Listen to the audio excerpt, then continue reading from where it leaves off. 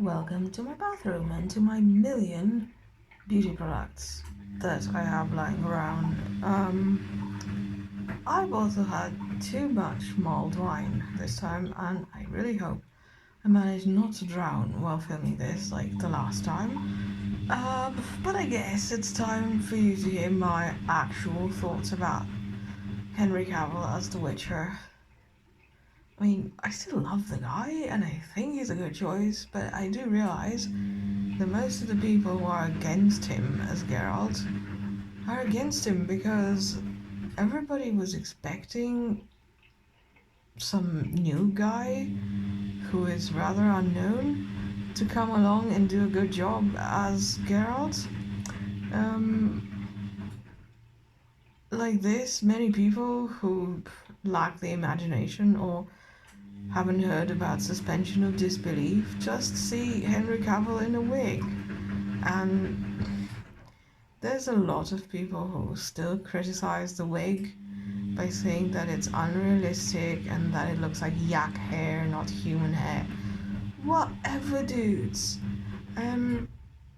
Also, because it's honesty hour, I would really, really wish to say, and if I had the chance, I would say it to Henry to his face. I hope he realizes that he doesn't look tough. I saw him in so many movies where he's playing tough guy characters, like in Sandcastle or in No Miss. He didn't look tough. He looked like an angry teddy bear. Like he hasn't gotten a cuddle in a quite long time, and he's missing the child who used to own him. Like, it's almost funny.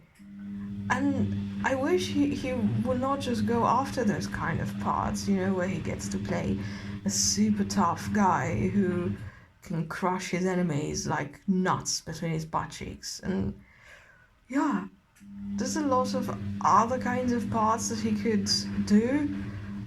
I've seen him in a fucking Woody Allen movie and he did great.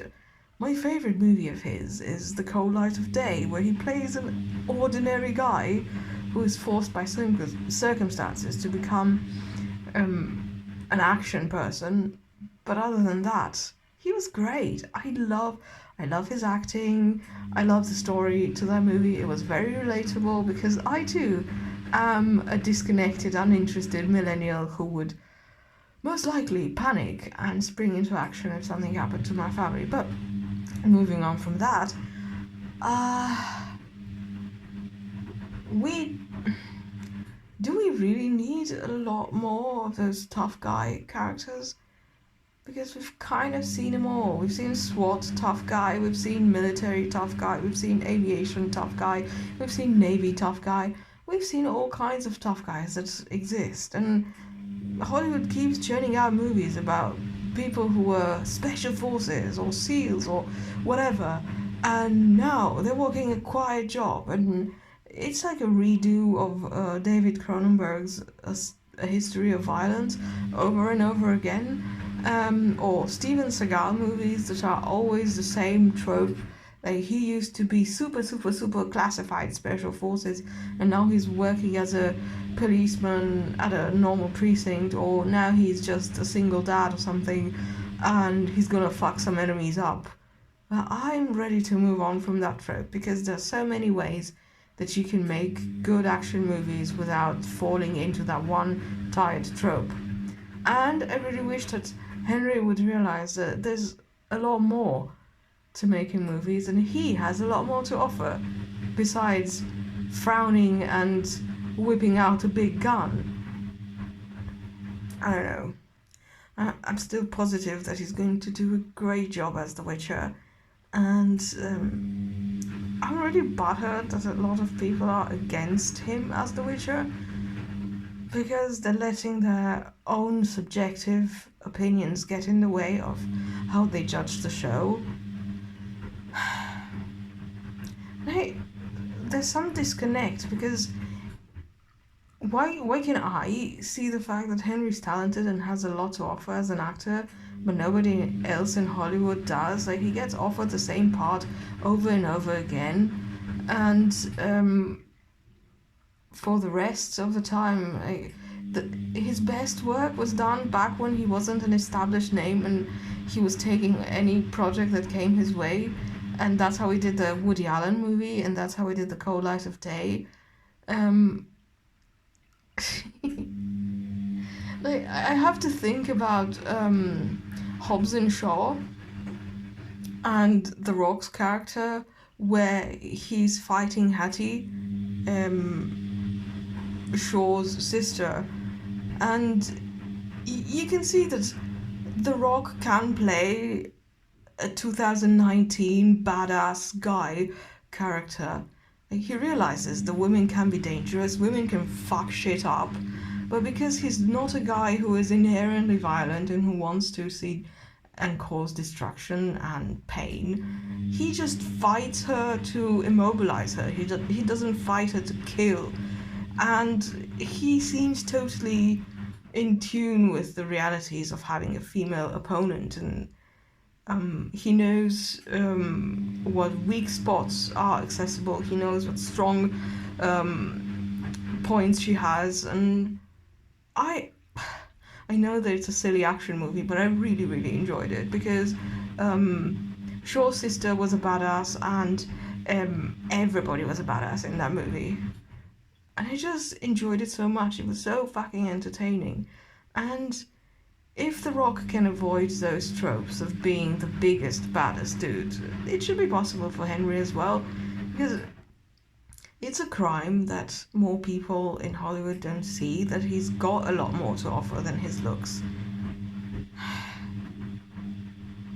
I, as a fan, am pretty frustrated that he gets cast in the same kind of role over and over again. But I also realize maybe this is what he likes doing, and now that he has a choice because he's a slightly bigger name, he is going to do what he wants to do only, and he's going to pick and choose those things that make him feel good about acting. A lot of people keep asking me, like, what's my favorite part that I could see Henry in, and I have to be selfish and say that my latest book, the cyberpunk novel, I would really love to see him play the main character from that book, because it's a mixture of somebody who is incredibly tough and resilient and also has a very soft and very sensitive core that is actually the point of strength that allowed him to survive incredible hardships and incredible transformations that the world went through. He survived moving to another planet, he survived a fucking war with aliens. I think that would be interesting, and I would really love to see him in something like that, rather than just guy with a gun or guy with superpowers smashing everyone to bits. Maybe I shouldn't get this drunk on Sundays, but like, I know the Mondays are following, and it's not okay. It's really not okay. Also, I'm boiling myself alive in this tub. It's way too hot. But it's also very enjoyable.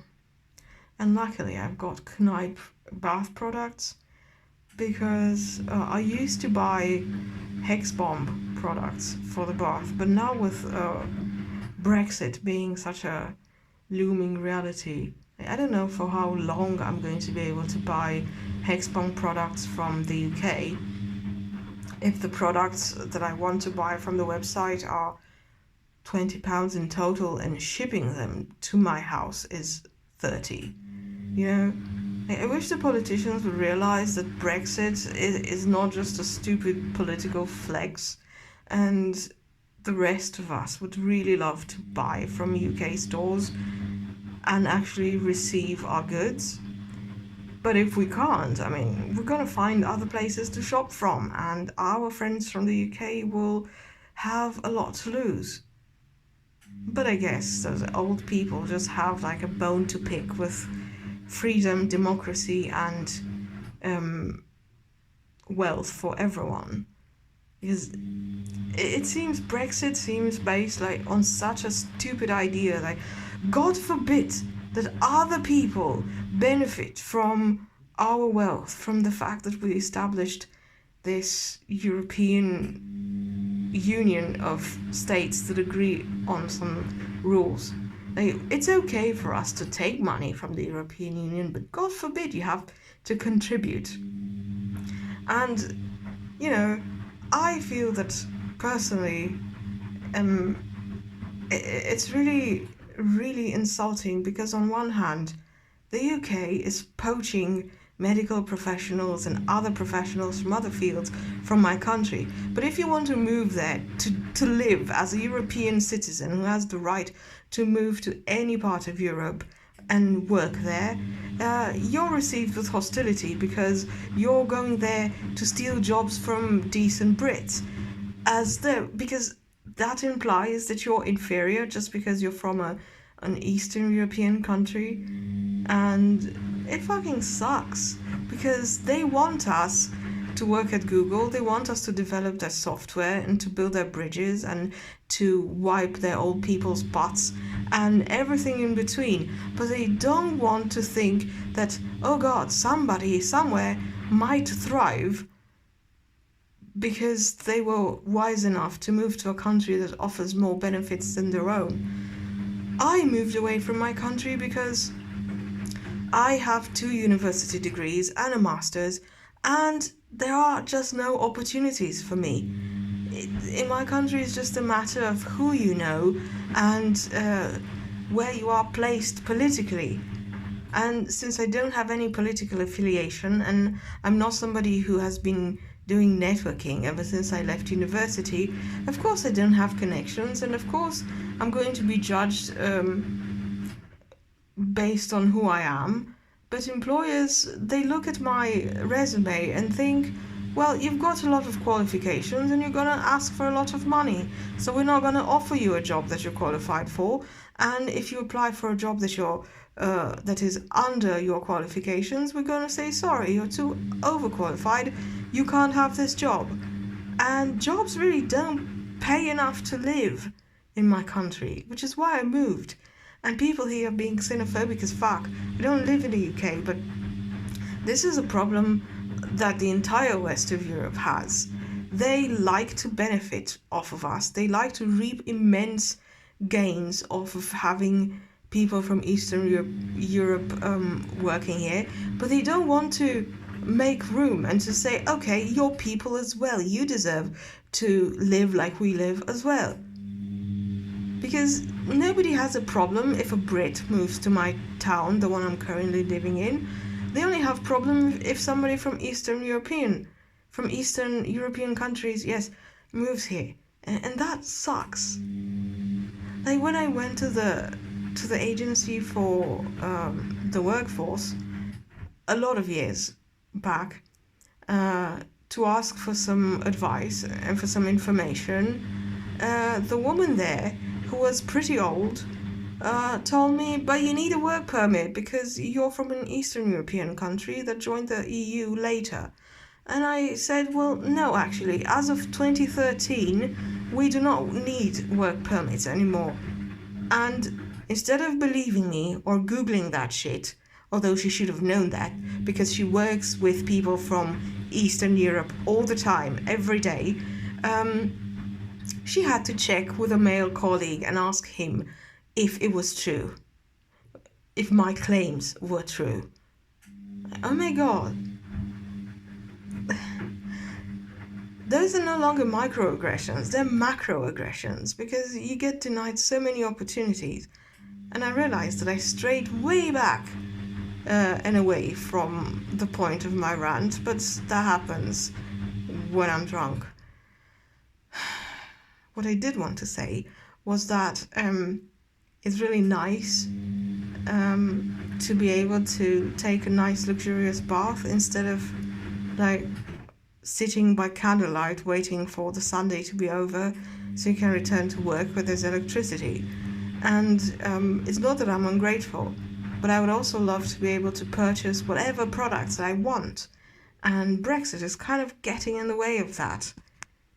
Because if you're going to make shipping costs that astronomic and then still have my products not reach me, then we're done.